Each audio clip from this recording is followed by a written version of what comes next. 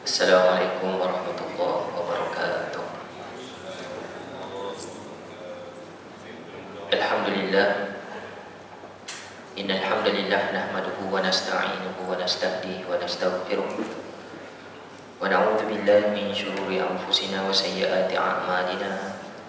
Man yahdihillahu fala mudilla lahu wa man yudlil fala hadiya lahu. Asyhadu an la ilaha illallah wahdahu la syarika lahu wa asyhadu anna Muhammadan 'abduhu wa rasuluh. Ya ayyuhalladzina amanu taqullaha haqqa tuqatih wa la tamutunna illa wa antum muslimun.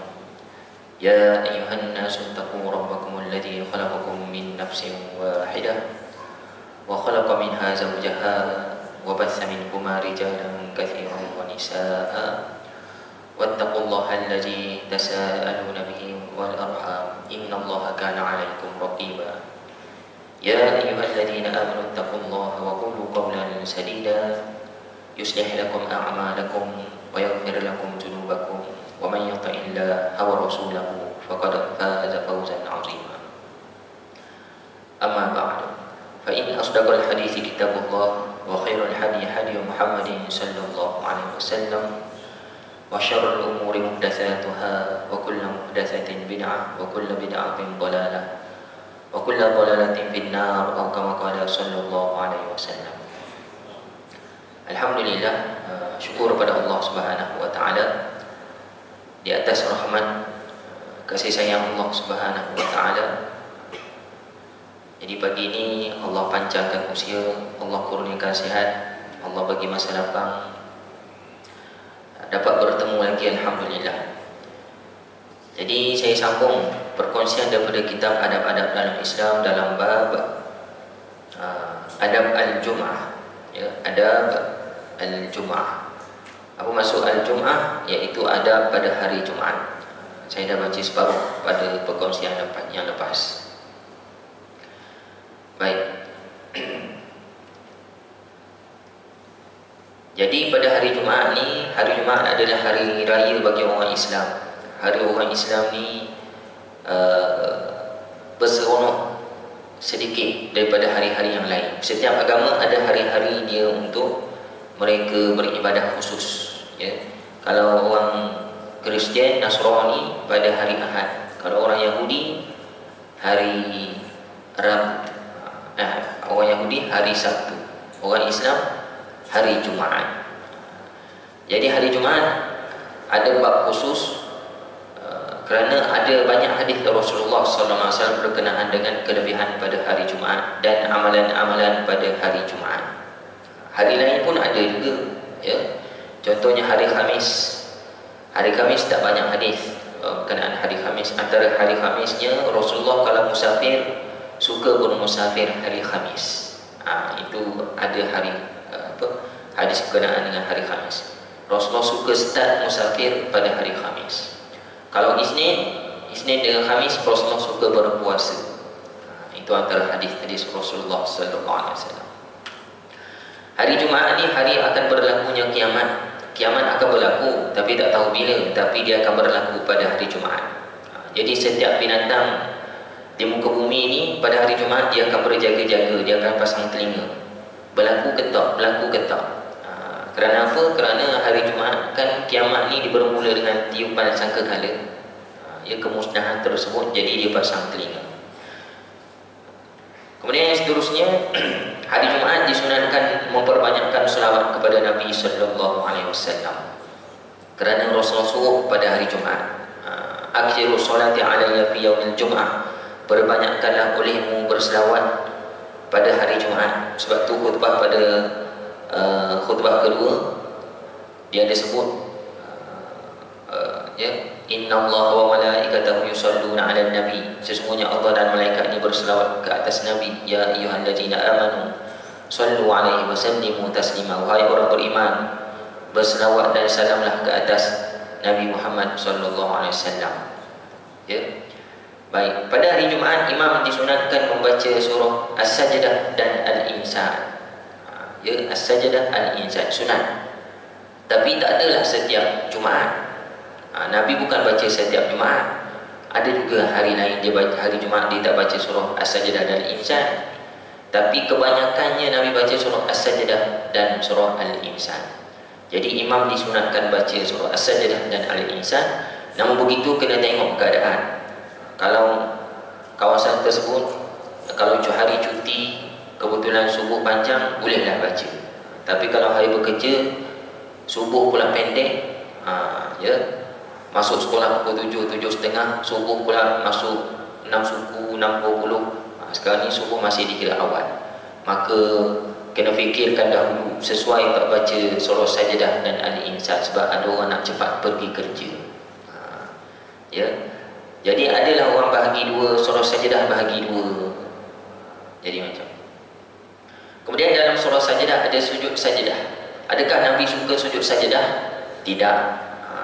Nabi suka baca surah As-Sajdah pada hari Jumaat, pagi Jumaat ni, bukan kerana suka sujud sajdah, tapi kerana pada hari Jumaat ni ada kisah berkenaan dengan penciptaan alam,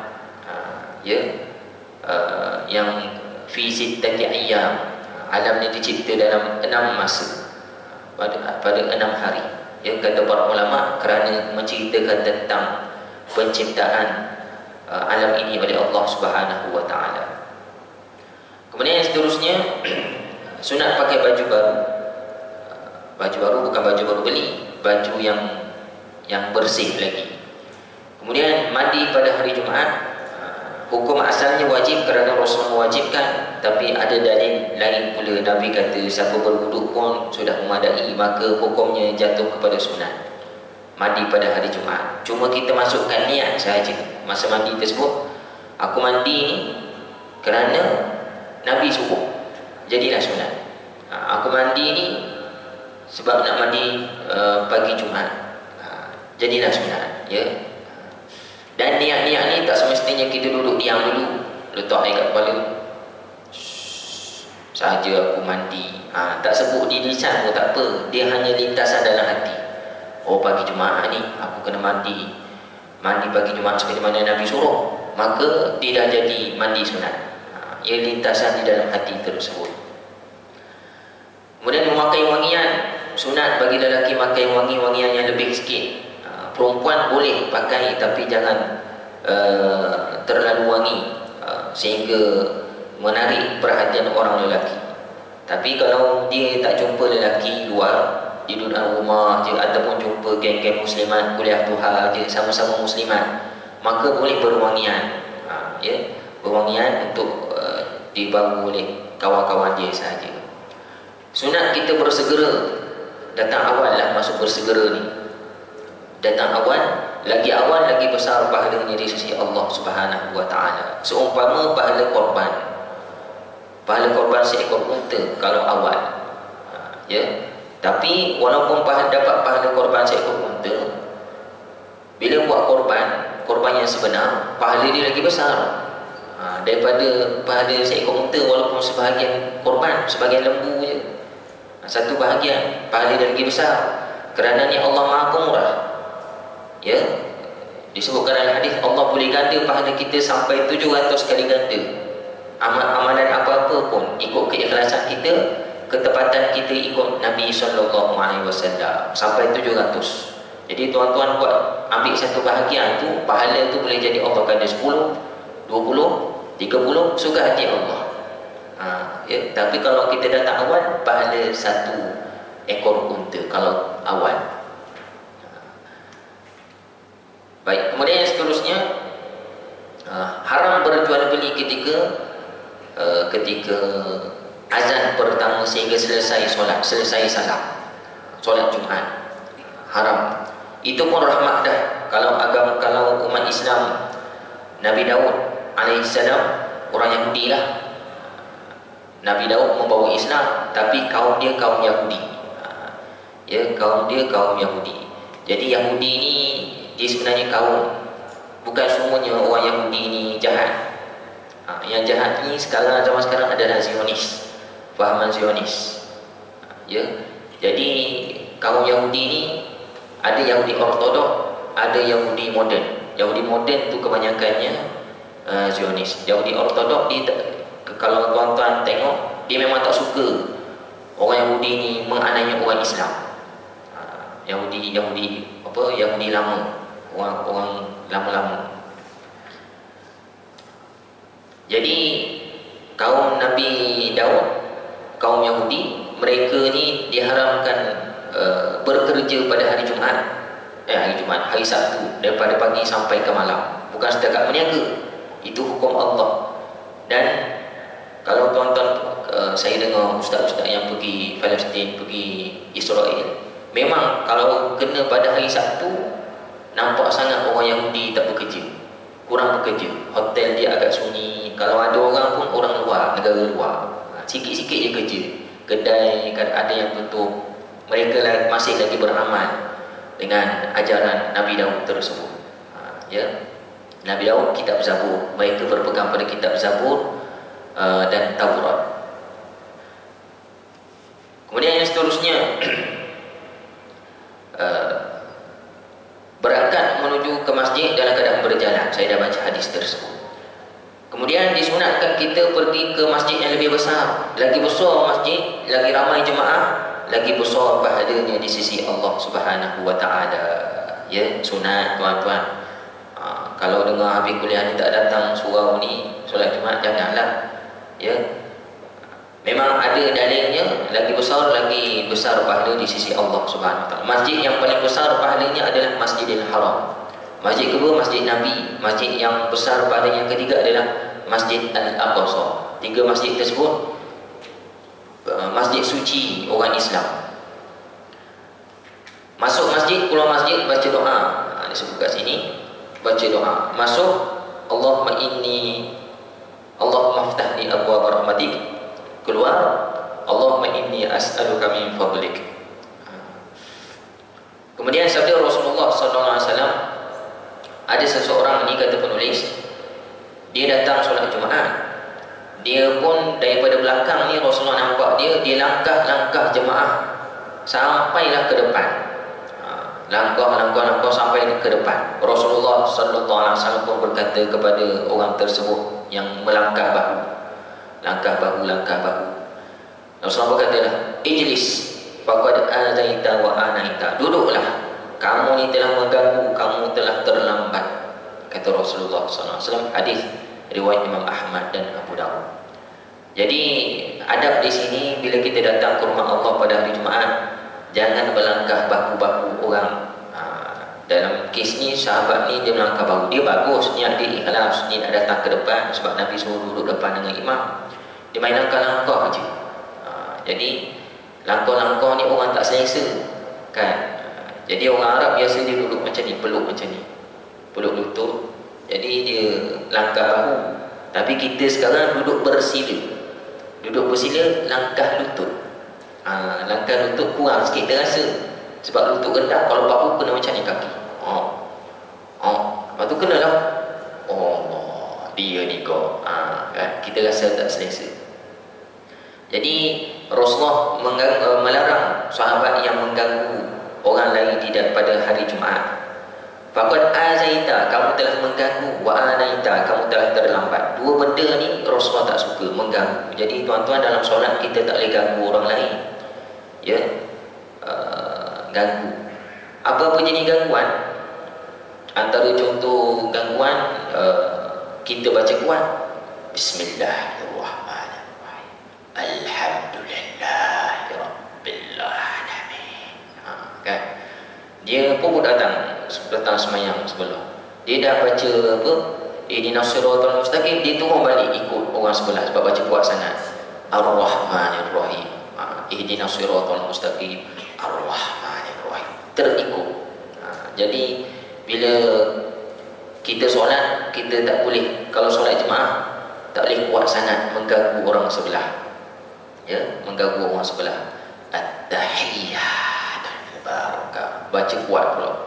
Relax sudah. Tahiyyatul mubarakatus thayyibat. Tapi bila kat rumah kita nak baca kuat macam tu, tak apa. Kan boleh jadi tuan-tuan ada pengalaman, dia duduk sebelah orang baca kuat macam tu. Antara gangguan apa lagi? Bergerak kuat sangat. Allah Akbar, kena orang sebelah.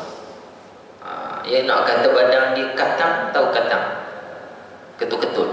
Kan? Tak juga. Jadi relax sudah dah. Allah Akbar. Tapi kat rumah nak buka pusat pun tak apa. Ya, kita dah kena rapat soft, tapi dia buat macam ni pula, tak selesa. Itu antara bentuk gangguan. Ataupun bunyi telefon. Kalau bunyi telefon biasa-biasa tak apalah. Tring tring, tring tring, tak ganggu mana. Tapi kalau bunyi lagu, kan, aku memang pecinta wanita, sudah. Imam pula, imam ingat tak ingat, ingat tak ingat, ingat tak ingat. Last sekali jadi tak ingat langsung. Allahu Akbar, rokok terus. Jadi telefon pun kena apa? Kena jaga, tutup. Sebab itulah telefon saya buat bunyi kucing. Kenapa buat bunyi kucing? Kadang-kadang saya lupa juga tutup telefon. Tutup telefon. Bila orang telefon tengah solat, tak ganggu mana lah.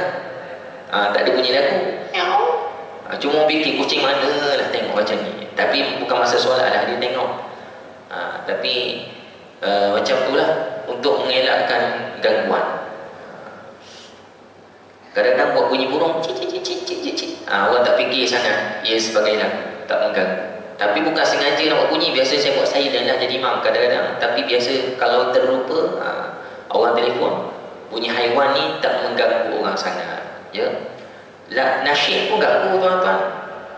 Allahumma sholli sholatan kamilatan wa salim salama. Bunyi telefon, kawan ni tengah tahiyat, kama shollaita ala Ibrahim. Lepas tu baca selawat tafrijiyah tu, ikut dengan selawat telefon. Sebenarnya dalam solat, dalam tahiyat tak boleh baca selawat lain kecuali selawat Ibrahimiyah. Takut batal. Ya, batal. Kerana selawat Ibrahimiyah tu hanyalah selawat, satu-satunya selawat yang diajar oleh Rasulullah sallallahu alaihi wasallam. Jadi apa-apa bentuk gangguan, Nabi tak suka. Termasuk anak-anak bising. Kalau anak-anak ni ada kategori lah. Saya bila bertugas, kalau anak ni dia biasa je berlari-lari, sikit-sikit je cakap, tu tak ganggu mana. Relax, tak apa, biasalah fitrah budak, dia berbual sikit-sikit. Kadang-kadang ada yang jenis macam dia jerit-jerit. Sebab masjid mana seputaran ni tengah ni kubah dia macam ni kan. Kalau tuan-tuan duduk bawah kubah tu, dia bunyi bergema. Budak-budak suka. Dia bergema. Tu memang rasa lain sikit. Dia pun jerit-jerit. Ya. Jadi ibu bapa kena jaga-jagalah. Kena hati-hati. Pesan pada anak. Ataupun kadang-kadang bila bising tu saya pesan pada guard yang jaga masjid, kamu solat lewat sikit. Kalau kamu nak solat lah, ada dua orang, seorang jaga luar, seorang nak solat. Kamu lewat dulu 2 rakaat, 1 rakaat ke. Bila nampak budak bising, suruh dia solat ke, suruh dia diam ke. Kau nak pula main sangat, main di luar cermin. Bila dah nampak terkawal, kamu solat lah. Kita pesan macam tu. Ya. Baik. Kemudian pada hari Jumaat, ketika khutbah Jumaat, Nabi SAW bersabda, "Idza jaa ahadukum yaumal jum'ah wal imamu yakhutub falyarka' raka'atain." Bila kamu datang solat Jumaat, wal imam yakhutub, sedangkan imam ni sedang khutbah, falyarka' raka'atain, hendaklah solat 2 rakaat. Wal yatazawwaj fihima, dan ringankanlah solat tersebut, kata Rasulullah. Jadi sunat tahiyatul masjid kalau imam sedang khutbah, kalau kita terlambat. Dan ringankan maksudnya tak payah baca panjang-panjang. Lepas Fatihah tu rukuk, itu masuk ringan. Zikir sekali pun tak apa. Subhana rabbiyal a'la, subhana rabbiyal azim, masuk rukuk. Sami Allahu liman hamidah, Allahu akbar, sujud, subhana rabbiyal a'la, sekali pun tak apa. Sebenarnya zikir ketika sujud, rukuk dan juga duduk antara 2 sujud tu sunat. Dia tak wajib. Jadi kalau kita nak cepat, nak ringan, tak baca pun tak apa. Yang penting ada tumakninah. Kan? Allahu akbar, subhanallah. Subhanallah je. Bukan subhana rabbiyal azim, nak pendek sangat. Allahu Akbar, subhanallah. Yang penting ada tumakninah. Tumakninah ni wajib. Tumakninah ni berhenti seketika sekadar ucapan subhanallah. Subhanallah ni mungkin satu saat macam itulah. Allahu Akbar, Allahu Akbar, at-tahiyyatul mubarakatuh shalawat. Tapi kalau macam ni, Allahu Akbar, Allahu Akbar, Allahu Akbar. Pergerakan dia lambat tapi tak ada berhenti. Dia tak ada tumakninah. Ada juga macam tu. Allahu Akbar, Allahu Akbar. Lambat tu bukan comel, lambat tu nampak macam warak. Tapi dia tak berhenti tu maksudnya tak ada tumakninah. Dia wajib ada tumakninah. Jadi Nabi suruh ringankan solat sunat tahiyatul masjid 2 rakaat tersebut. Dan hadis yang lain, ketika Nabi khutbah, seseorang ni maju masuk ke tengah, bukan pergi ke depan, duduk ke tengah masjid Nabi tersebut. Nabi pun tanya, kamu dah solat? Belum. Kum sallu rakaatain, bangunlah solat 2 rakaat. Nabi pun sambung lagi berkhutbah. Jadi berdasarkan hadis tersebut, kata para ulama, boleh juga imam tegur orang berada di depan tengah khutbah.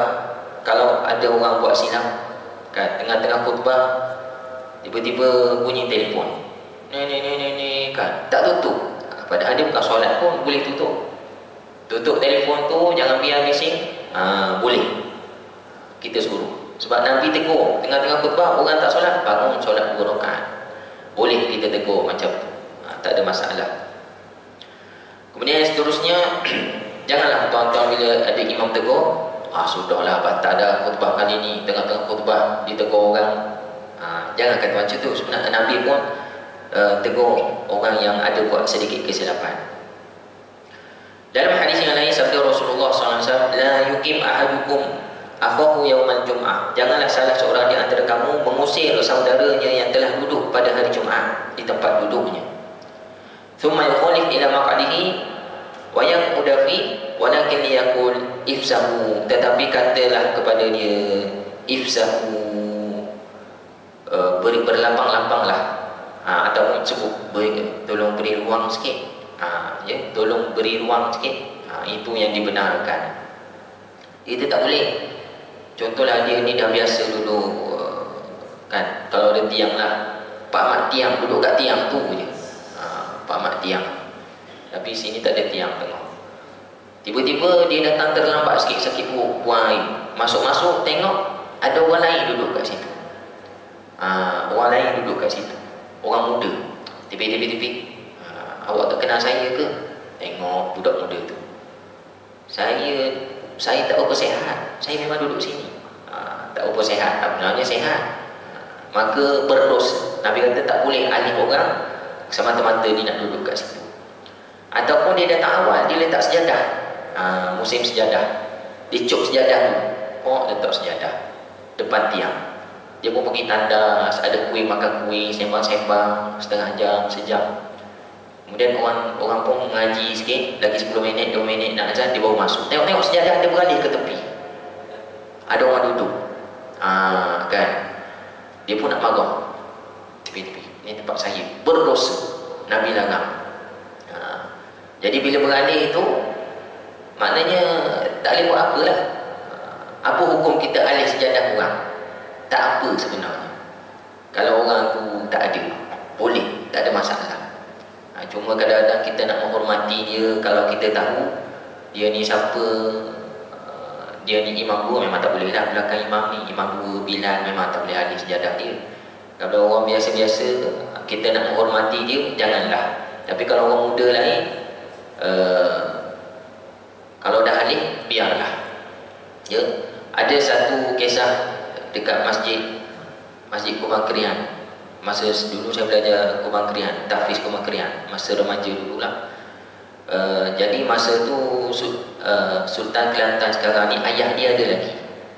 Masa tu ayah dia hidup lagi. Masa saya remaja tu, ayah dia biasanya datang lambat dengan kereta, dengan escort polis. Tapi sebelum ayah dia sampai, Sultan Kelantan yang sekarang ni yang datang awal. Dia datang motor besar, Harley Davidson, tak ada polis kan, sampai dulu parking dekat bahagian imam. Dia pun masuk dalam solat, tak lama ayah dia sampai. Jadi biasa macam tu lah. Ada satu kes, ada seorang jemaah ni, masa tu memang jadual Sultan anak dia sekarang lah, Sultan Kelantan, Sultan Muhammad ni semayang Jumaat dekat masjid Kumang Kerian tu. Dia datang serban besar, serban biasa lah, bukan serban besar sangat. Masa tu tak ada lagi Yahanana kan. Serban biasa dia pun datang. Dia pun terus solat di sejadah kuning Sultan. Tok Imam nak tegur dah, tak Imam dulu. Allahu Akbar. Tak boleh buat apa dah lah, takbir dah. Kan. Dia pun sedar tengah semayang tersebut, rakaat kedua, Sultan pun sampai. Semayang sebelah dia sejadah putih. Sejadah bawah sikit, bukan sejadah Sultan. Dia pun sudah semayang kan, sama-sama sudah dengan Sultan. Dia pun tengok, terkejut. Sudah. Dia pun nak alih, nak berubah tempat ni. Baru nak bangun sebab dia duduk sejadah Sultan. Maka Sultan pegang peha dia, tekan, jangan pergi mana-mana. Dia pun duduklah situ sampai habis solat Jumaat. Special dia dapat duduk sejadah Sultan. Ini antara adab akhlak yang baik. Walaupun tempat tersebut tempat Sultan, jadi dia biar duduk je lah, semayang je lah situ kan. Rasulullah kata jangan suruh orang tersebut beralih, berdosa, ifsahu, tetapi katakanlah beri ruang sikit, beri ruang sikit. Demikianlah juga sabda Rasulullah SAW dalam hadis riwayat Al-Qasari, ya, idza jaa ahadukumul jum'ah, bila salah seorang kamu datang Jumaat, fala yuqimanna ahadan min maq'dihi, janganlah kamu usir orang yang duduk di tempat duduknya, thumma yaqudu fi, kemudian dia duduk di situ, tak boleh. Dilarang oleh Rasulullah sallallahu alaihi wasallam. Kemudian pada hari Jumaat tak boleh memisahkan dua orang. Ni hadis ni dah baca sebelum ni, tapi diulang lagi dalam buku ni. Man ihtasala yaumal Jumaah, siapa yang mandi pada hari Jumaat, fa ahsanal wusl, dengan mempercantikkan mandinya, maknanya mandi macam mandi junub lah. Wa itatahhara fa ahsanat tuhur, kemudian memakai wangian-wangian, wala bisa min ahsani thiyabi, kemudian berpakaian memakai pakaian yang paling bagus.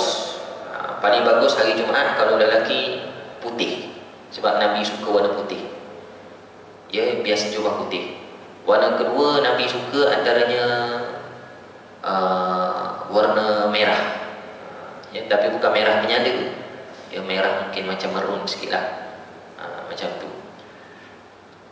Nabi suka warna putih dan warna hijau, tapi nombor satunya Nabi suka warna putih.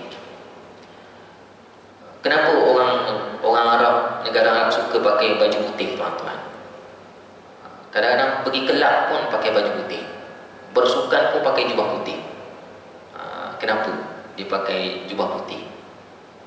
Kita orang Melayu pergi sana beli jubah warna-warni, dia jubah putih je, hari-hari jubah putih. Sebab memanglah dia ikut sunnah Nabi, antaranya budaya dia, sebab negara sana panas terik. Kalau pakai baju gelap, baju yang gelap ni, warna gelap, dia menyerap panas, badan jadi panas.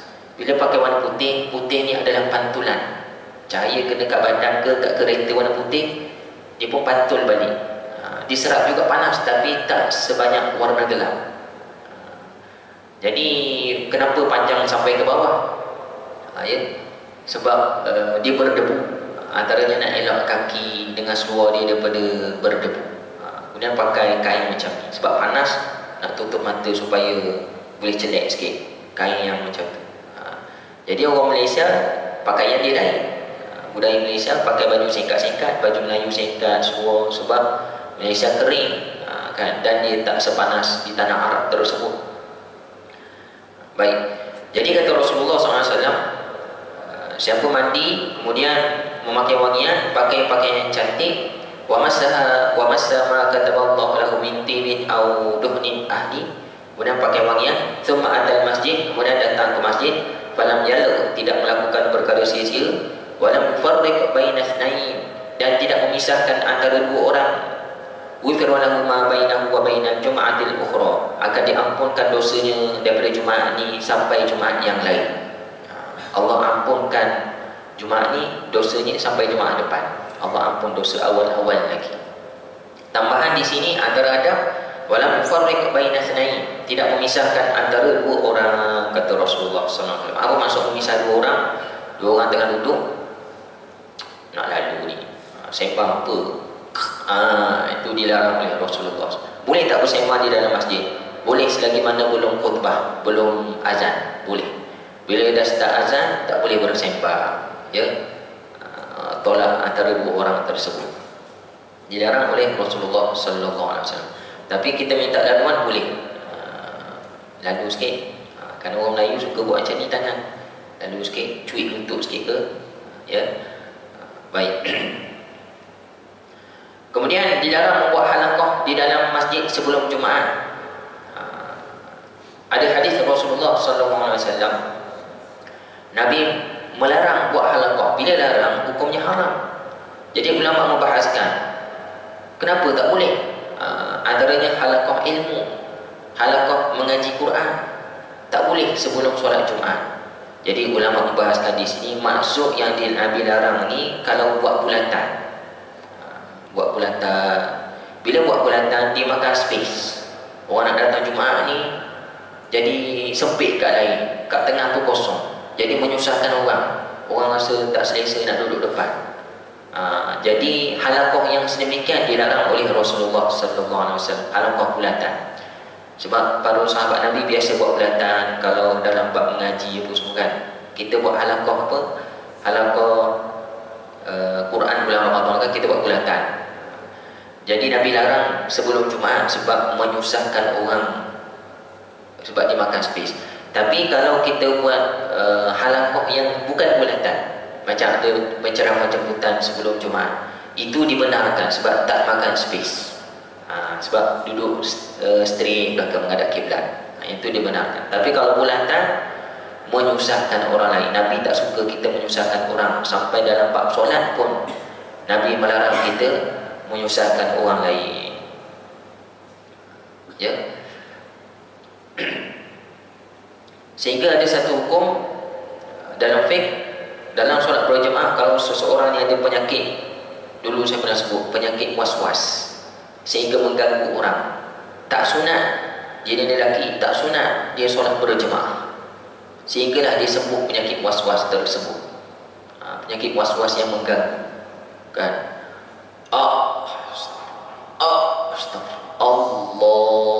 Astagfirullahaladzim. Imam dah walau dhalin dah kan, dia masih Allah lagi. Kemudian baca at-tahiyyah, dia kena sebut kuat. Orang sebelum dah apa, dah selawat dah, dia masih at-tahiyyah, mengganggu. Orang dengar at-tahiyyah tu 2-3 orang kat sebelah ni, ramai. Allah pakcik ni duk ulang at-tahiyyah, mengganggu orang lain fikiran. Maka kata para ulama tak sunat datang solat jemaah sehinggalah dia sembuh was-was tersebut, ya, sembuh sebab mengganggu. Tapi kalau dia seorang-seorang dia tak apa, seorang-seorang dia, seorang sebelah je dengar. Kalau dengar sampai 3 orang, orang ketiga sebelah dia, maka itu dikira mengganggu. Jadi halaqah dilarang oleh Rasulullah sallallahu alaihi wasallam kalau dimakan space. Kemudian pada hari Jumaat, sabda Rasulullah SAW, man qara'a suratal kahfi fi yaumil jum'ah adha'a lahu min nur ma bainal jum'atain. Siapa baca surah Al-Kahfi pada hari Jumaat, Allah akan bagi cahaya baginya di antara 2 Jumaat. Surah Al-Kahfi, yang bacalah surah Al-Kahfi tuan-tuan pada hari Jumaat. Hari Jumaat ni start daripada maghrib malam Jumaat sampailah maghrib hari Jumaat petang tersebut. Bukan dikira ikut Masihi, ikut pukul 12 malam. 12 malam baru dikira hari baru. Itu Masihi lah. Dalam sistem Islam dia kira maghrib sampailah maghrib. Jadi masa mana kita boleh baca surah Kahfi? Waktu malam ke waktu siang? Pernah ditanya kepada pensyarah saya yang bahagian hadis ni, yang terbaik bacalah siang dan malam. Siang sekali, malam sekali.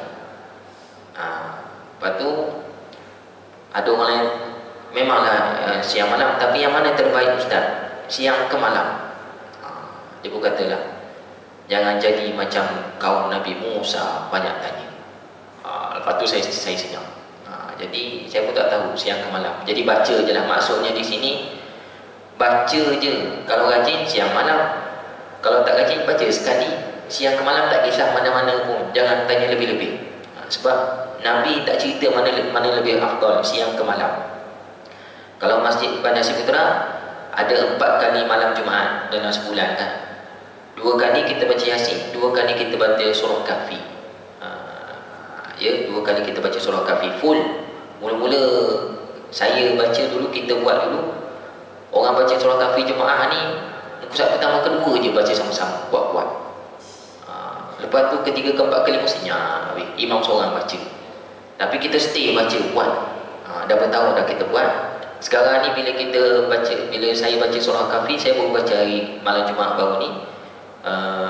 Alhamdulillah kita baca surah Kahfi, jemaah baca sama sampai habis. Tinggal semuka, 2 muka, 3 muka surat terakhir je dah ada dah orang surrender. Macam ni. Biasa tengok Quran, maknanya dia tak boleh follow dah. Kan? Dia baca, dia dengar je. Tengok. Okey lah, dia duduk dalam majlis, mudah-mudahan dapat rahmat Allah Subhanahu Wa Taala, doa daripada malaikat. Maknanya ada kesan.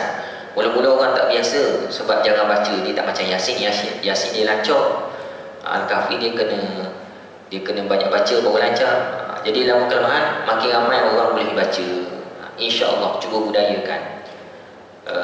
Bila kita cerita pada tempat lain, baca habis ke? Bukan sampai isyak ke? Bukan lebih sampai isyak ke? Itu kalau baca lambat-lambat. Kalau kita baca standard, tak laju sangat, tak cepat sangat, habis. Ya ke? Orang tak percaya.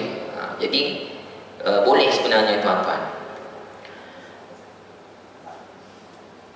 baca surah Al-Kahfi. Allah akan bagi cahaya. Cahaya ni apa? Sekarang oleh kerana Allah sebut cahaya, Rasulullah sebut cahaya, tak sebut pahala dia apa. Pahala dia seumpama qiyamul lail ke, tak ada. Allah sebut cahaya. Jadi ulama pun bicarakan apa maksud cahaya.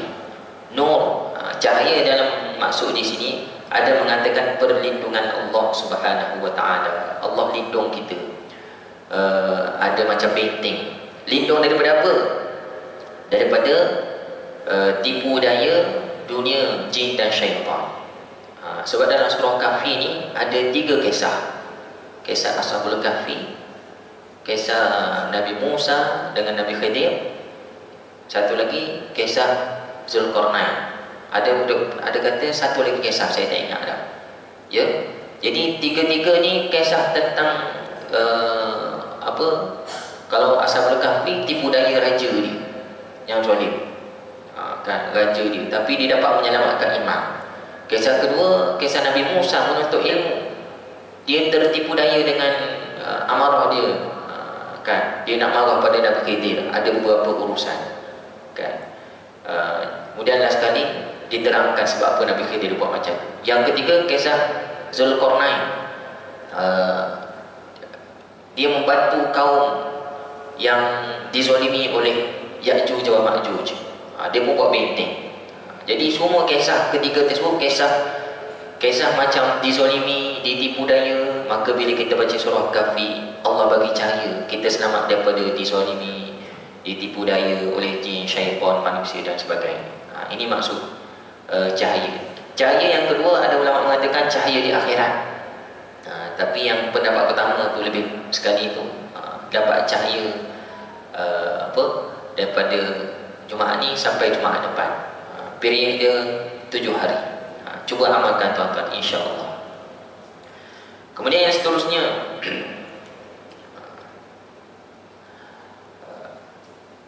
duduk dekat imam semampunya. Sabda Rasulullah sallallahu alaihi wasallam, "Uhdurul Jum'ah", hadirlah solat Jumaat. "Wadinu minal imam", mendekatlah kepada imam. "Fa inna rajula la yazalu yataba'ad", sesungguhnya seseorang ni sentiasa, kalau dia sentiasa duduk jauh dengan imam, yataba'ad, suka duduk jauh, ya, hatta yu'akhkhara fil jannah wa in dakhala, sehinggalah dia akan duduk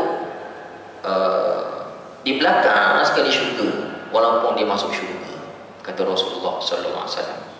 Hadis riwayat Imam Ahmad, Abu Daud dan Al-Hakim, hadis sahih. Jadi kata Rasulullah, kalau hari Jumaat datanglah duduk dekat imam. Kalaulah dia suka duduk belakang semua, jauh pada imam, dia akan jadi orang terakhir, orang duduk belakang-belakang, ataupun orang terakhir masuk syurga walaupun dapat masuk syurga. Kita kalau masuk syurga sebolehnya nak duduk dekat Rasulullah, kan duduk dekat Rasulullah lagi seronok. Jadi ada orang dia datang awal tau, tapi depan ni soft pertama, kedua, ketiga ada lagi kosong. Sengaja duduk belakang-belakang, sengaja duduk luar, kan. Jadi orang yang suka duduk belakang walaupun datang awal ni rugi tuan-tuan. Cuba cek diri kita masing-masing. Saya cek diri saya, tuan-tuan cek diri tuan-tuan. Sepanjang Jumaat minggu lepas, baru ni minggu lepas, dan 2-3 minggu sebelum ni, kita duduk depan ke belakang? Kalau selalu duduk depan, alhamdulillah. Kalau selalu duduk belakang, berubahlah, duduklah depan. Duduklah depan. Jadi orang duduk depan ni sebenarnya tuan-tuan, antara kelebihan orang bukan solat Jumaat saja, solat berjemaah. Orang yang duduk depan ni biasanya Allah bagi dia nikmat lebih sikit. Kalau tuan-tuan perhatilah mana-mana saja di surau tuan-tuan, orang yang suka duduk surau depan ni biasa muka sama je. Muka sama je suka duduk surau depan. Biasanya orang ada jawatan dalam kerjaya dia. Kalau dia tak ada jawatan pun, apa-apa dia dapat biasa. Dia dapat kelebihan lah. Saya nak cerita macam mana. Kalau ada orang bagi apa-apa, biasanya dia dapat dulu sebab dia duduk surau depan. Orang surau depan ni kelebihannya Allah bagi awal sikit nikmat pada dia berbanding orang lain. Kalau masuk syurga pun, syurga nikmat kata Rasulullah. Orang suka duduk belakang, dalam solat, duduk last juga, duduk belakang-belakang. Jadi cubalah duduk depan tuan-tuan. Ustaz, saya bukan tak nak duduk depan. Kalau saya duduk depan, saya terhangguk-hangguk, malu depan ustaz. Tak payah malu. Tak payah malu. Saya kuliah baru ni dekat semalam masa dekat saya kuliah tu dekat Seksyen 7 Surau di Wakaf. Depan saya tidur. Saya senyap je, tak tegur. Saya tak buat joke. Saya kata kesian dia letih. Saya tak tegur. Saya buat bodoh je. Kuliah je. Sebab apa? Kesian dia letih. Boleh jadi kat rumah tak cukup tidur, tertidur kat masjid surau. Alhamdulillah, nikmat tetap dapat. Nikmat apa? Nikmat tidur, nikmat apa? Nikmat rahmat Allah Subhanahu wa taala. Jadi duduk depan ni besar pahalanya di sisi Allah Subhanahu wa taala. Kemudian saya suka tengok budak-budak yang kalau solat suka maju ke depan. Budak ni suka duduk depan. Budak sekolah menengah. Orang yang suka duduk depan ni dalam solat depan, insya-Allah dalam kerjaya dia ke depan semua. Dia dilantik jawatan, dia dapat apa-apa, kan. Kalau tuan-tuan nak cari menantu pun eloklah cari lelaki yang suka duduk depan. Ustaz, menantu apanya dah berjangkuk semua, putih belaka, kan. Tapi ada juga budak muda suka duduk depan. Jadi masuk di sini kalau tuan-tuan ada anak, tarik anak suka semayang duduk soft depan. Kita kena duduk soft depan, kena kejar. Dia belajar daripada bapak dia. Bapak dia suka ke depan, insya-Allah bila dia besar dia akan maju ke depan. Di masjid Bandar Seri Putera sebelum ni ada seorang Amir nama dia, duduk Bukit Mahkota. Amir, dia sekolah menengah Bandar Seri Putera. Masa dia remaja lagi, tingkatan lagi, dia suka duduk soft depan. Dia suka jadi siap, suka rela. Dia buat kerja tu, masa ni masjid Bukit Mahkota tak ada lagi. Sekarang Amir dah besar dah. Amir dah besar, dia dah belajar UiTM ke mana dekat Johor. Dan termasuk tentera sikit lah, bukan jadi tentera. Macam apa tak tahulah, kadang-kadang dia ada latihan. Kemudian pewaris dia pula ada seorang, Adam nama dia. Duduk Bandar Seri Putera, duduk soal depan juga. Adam, budak muda. Jadi kita bagi sokongan, kita bagi kerja sikit. kadang-kadang bagi kerja kita bagi upah sikit. Dah boleh buat ni dah, boleh, kita pun bagilah hadiah-hadiah sikit. Pemuda-pemuda macam ni kita kena bagi sokongan. Mudah-mudahan bila besar nanti dia jadi pelapis. Dia seronok. Kita bagi sokongan kepada dia. Kemudian seterusnya Rasulullah juga bersabda, innallaha wa malaikatahu yusholluna ala sufufil muqaddimah. Sesungguhnya Allah dan malaikatnya berselawat ke atas orang yang duduk saf depan. Dia berselawat ni maksudnya berdoa. Azan 2 kali. Pada zaman Rasulullah azan sekali je. Azan sekali. Pada zaman Abu Bakar jadi khalifah, azan sekali. Kemudian pada zaman Uthman dia letakkan peraturan azan 2 kali. Azan kali pertama, azan nak bagi tahu Jumaat nak masuk dah. Azan kali kedua, azan betul-betul masuk solat Jumaat. Ini pada zaman Uthman dah. Tapi kita sekarang azan pertama, azan masuk Jumaat.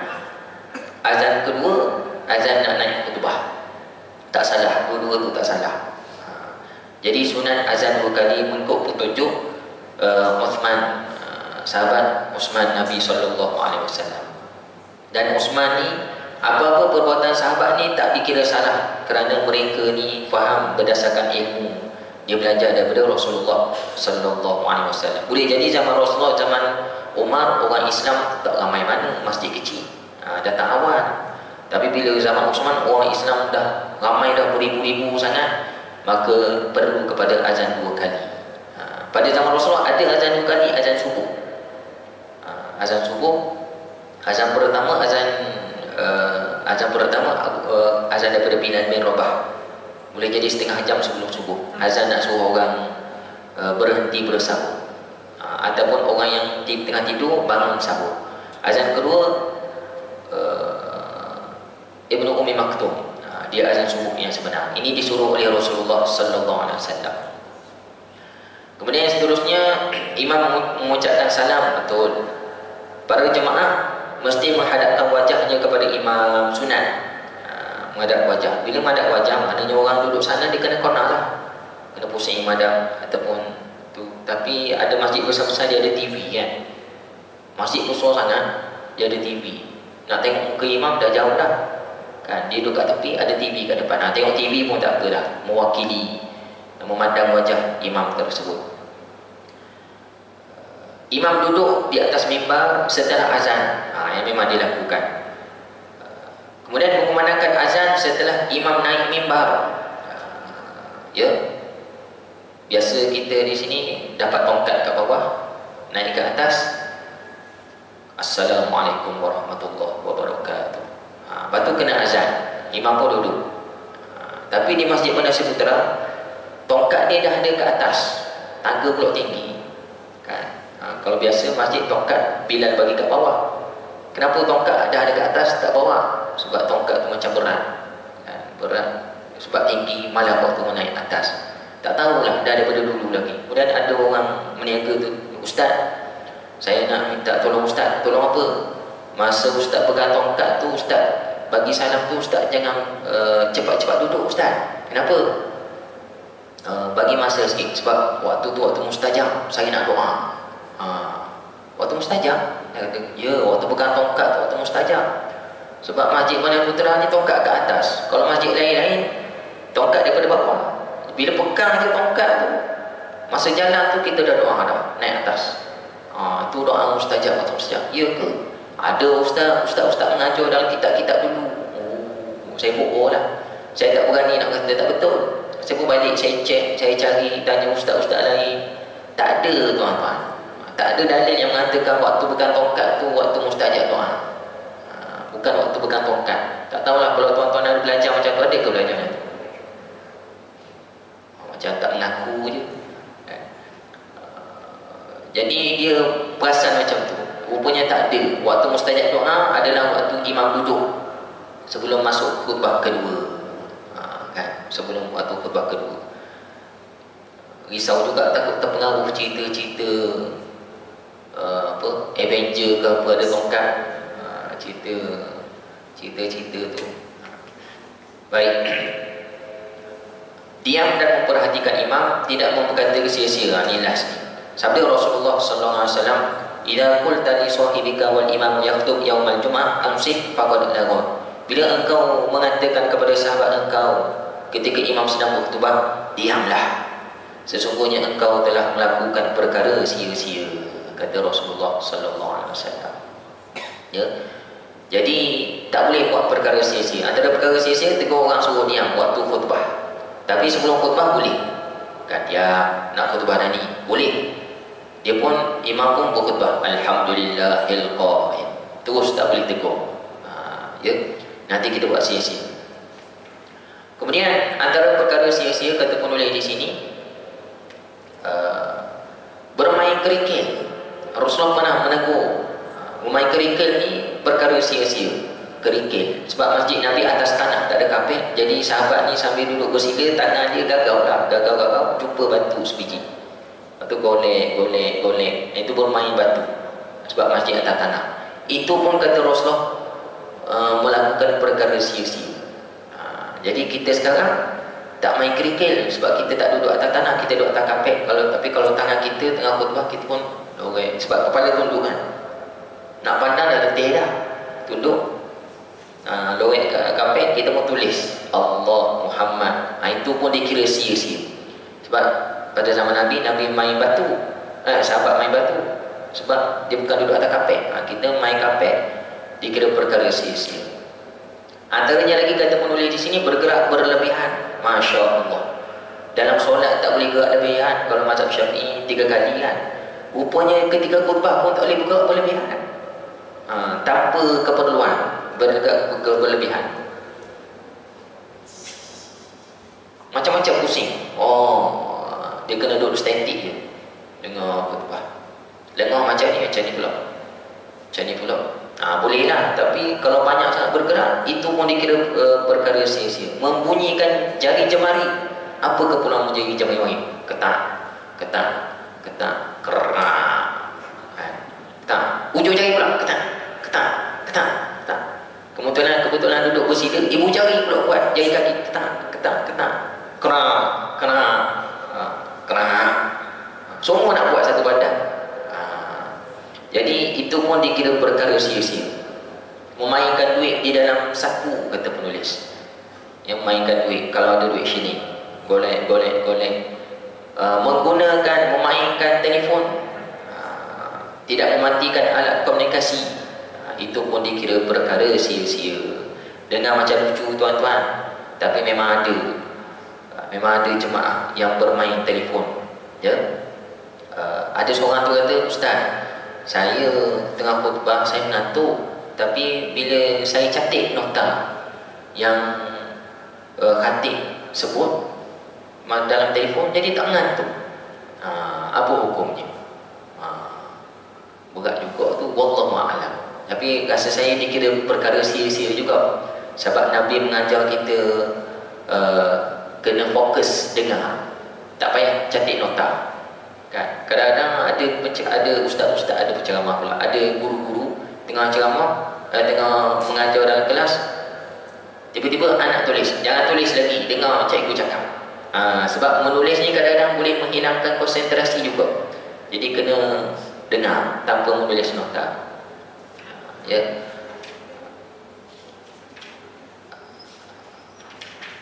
Wallahu a'lam. Cukup dulu sekadar ni. Yang baik daripada Allah Subhanahu Wa Taala, yang kurang lemah saya mohon maaf. Mudah-mudahan kita dapat beramal. Kita tanggung dengan tasbih kafarah. Subhanakallahumma bihamdika asyhadu an la ilaha illa anta astaghfiruka wa atubu ilaik. Assalamualaikum warahmatullahi wabarakatuh. A'udzubillahi minasyaitonir rajim. Bismillahirrahmanirrahim. Alhamdulillahirabbil alamin wassalatu wassalamu ala Rasulillah wa ala alihi washabbihi ajmain. Allahumma ighfir lana dzunubana wa liwalidayna warhamhuma kama rabbayana shaghira wa li jami'il muslimina wal muslimat wal mu'minina wal mu'minat bi rahmatika ya arhamar rahimin. Ya Allah, ampunkanlah dosa kami ya Allah, ampunkanlah dosa ibu bapa kami ya Allah, ampunkanlah dosa guru-guru kami ya Allah, ampunkanlah dosa adik-beradik kami ya Allah, anak-anak kami semua ya Allah. Allahumma inna nas'aluka ilman nafi'an wa rizqan thayyiban wa amalan mutaqabbala. Ya Allah, kami minta kepadamu ya Allah ilmu yang bermanfaat ya Allah. Kami minta kepadamu ya Allah rezeki yang diberkati ya Allah.